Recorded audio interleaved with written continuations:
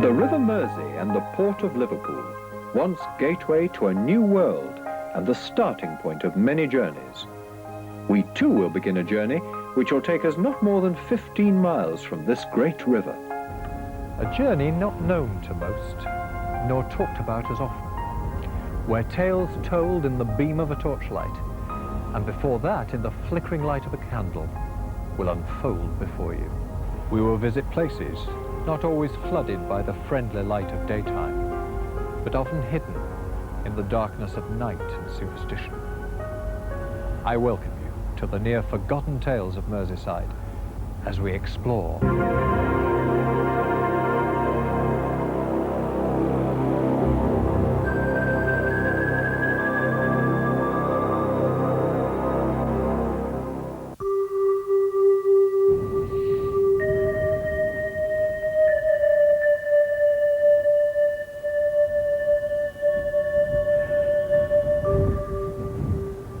Billinge Hill, the highest point in Merseyside, and once part of a great national network of beacons which in Tudor times heralded the arrival of the Spanish Armada. You get a fantastic view from up here. Down there, the town of St Helens. In the far distance, Liverpool. And down in the valley, the ancient village of Crank, home of Elizabeth Roby, who was accused of witchcraft, along with the Pendle witches. But for our next tale, we're not concerned with what's above the ground, but with what's beneath it. For below where I'm standing are many secrets and surprises which form part of the infamous Crank Caverns.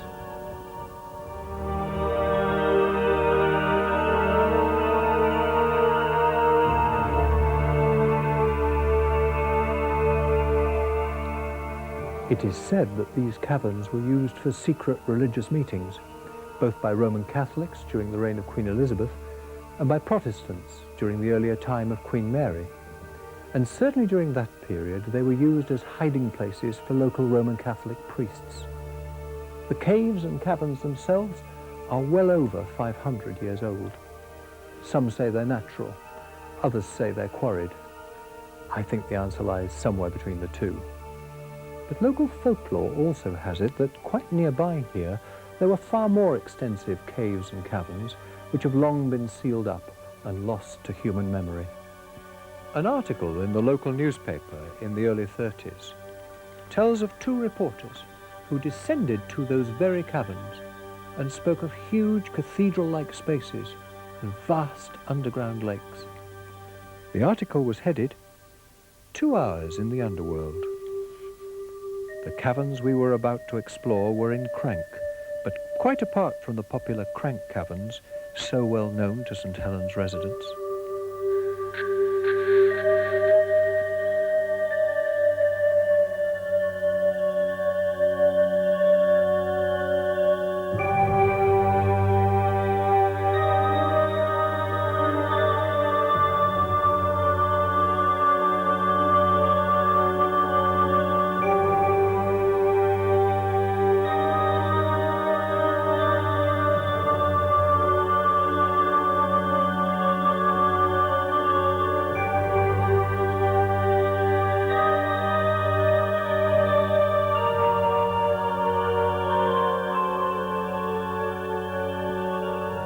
It was then, with mixed feelings, that we lay on our stomachs, and after taking one last look at the glorious sky, we wriggled forward towards a hole looking like a slightly enlarged rabbit hole.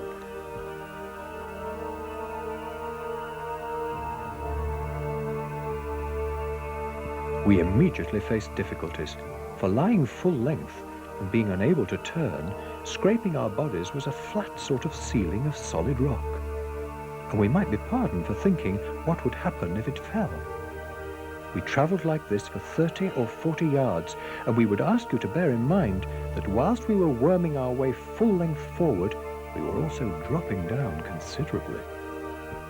We left a lit candle to act as a beacon and pushed ahead. Time and time again, we branched off through galleries that simply led to nowhere, and we were forced to retreat our steps to what, for want of a better word, we will call the main gallery. At every crossroad that we came to, we did a spot of pretty work with our chalk, and possibly those who follow us in years to come may be able to decipher our chalk mark pointers. Then, another surprise. A sudden turn in the path, and we were inside a cavern, dark, majestic and lofty. This cathedral-like interior, with its pillared arches and smooth-faced rock, reminded us forcibly of the imposing vastness of Low House Church. Never before have we realized fully the meaning of the saying, "Quiet as the tomb."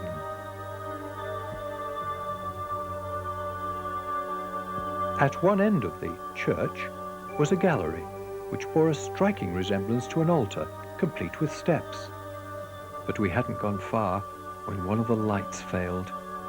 That left us a mile underground with a handful of matches and one torch. And if that gave out... It never rains, but it snows. To our horror, the other light faded. There we were, lying full stretch, unable to turn, unable to see, unable to go forward. In short, absolutely stranded, and we were forced to burrow forward and take the risk of the whole rock face collapsing upon us. For at least 4 feet, we nosed our way amongst this rubbish until... nothing. Somebody pulled the ground from under us, and we fell down a large hole.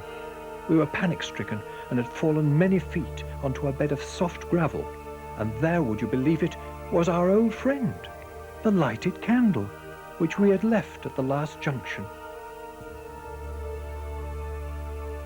We pushed on, a short crawl, a quick burst, and to my amazement I saw the strong and sure light of day again. I lay gasping with relief at the great canopy of sky above me. It seemed that all there was darkness, but now there was light. To be out again, to be free, to be safe.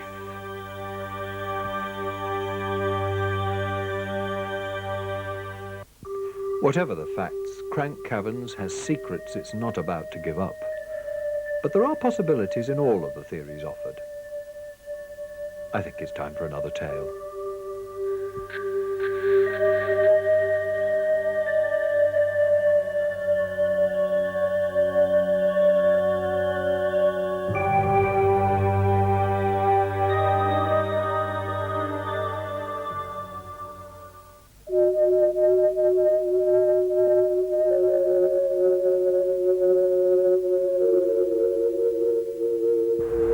This is Everton, a district of Liverpool. District like any other, you'd say. But you'd be wrong. Progress has not been kind to Everton, and many of its original features have now been lost. But some clues remain. And here on Everton Brow, you get some magnificent views of the city and the river, and how once small terraced houses huddled together, clinging to the winding roads. But what makes Everton unique is that over 90 years ago, it played host to and marked the last sighting of one of Liverpool's strangest tales, that of the infamous Spring-Heel Jack.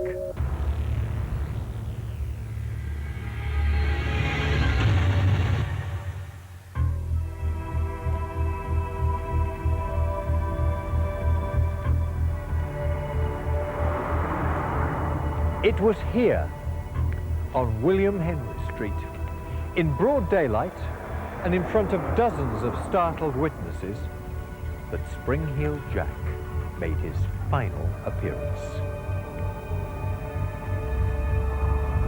We can only speculate as to the reaction of people who must have watched in horror as this strange creature ran the entire length of this street in great leaps, from road to rooftop, from rooftop to road, until he finally disappeared behind the cluttered dwellings. And although this could be seen as a one-off event, nothing could be further from the truth. It was the culmination of dozens of sightings the length and breadth of the country, some dating back to up to 50 years previously.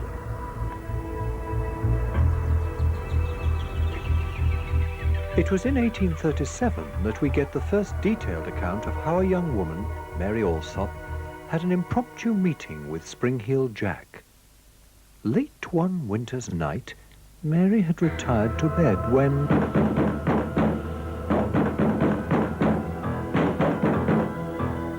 All right. All right.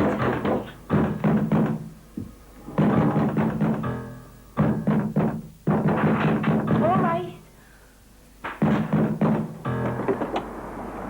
Who is it? Bring a lamp. They caught Jack in the lane. Jack.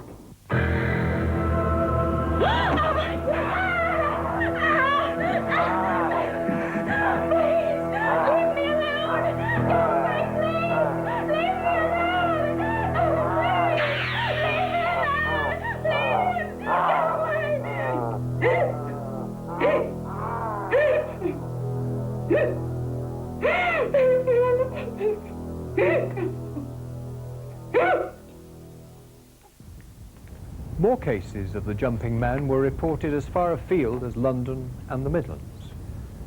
And then, one night, in 1877, a guard on duty at Aldershot came face to face with the leaping terror. As he stood guard, he felt something fly across the top of his head and land in the road just in front of him. He froze in terror.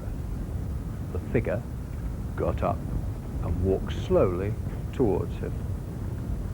And virtually as they were face to face, the guard raised his gun and fired at point-blank range. Nothing happened. The figure got up, leered, laughed hysterically, jumped into the air, and disappeared into the night. Speculation was rife. Already London's Whitechapel was being terrorized by another Jack. People spoke behind closed doors. Was the Ripper and Spring-Heeled Jack one and the same?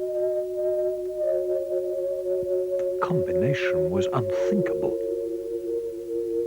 Jack continued to be seen in and around Liverpool, at St. Michael's in the Hamlet, and as far as Chilwell Abbey, culminating in his final appearance in William Henry Street. After that sighting, he was never heard of or seen again. Skeptics may laugh, saying rubbish. But as the sun slips behind these old streets, you begin to think differently. Just maybe something happened here we do not have the answer to. But while we ponder this strange slice of Liverpool history, a new tale is waiting to be told.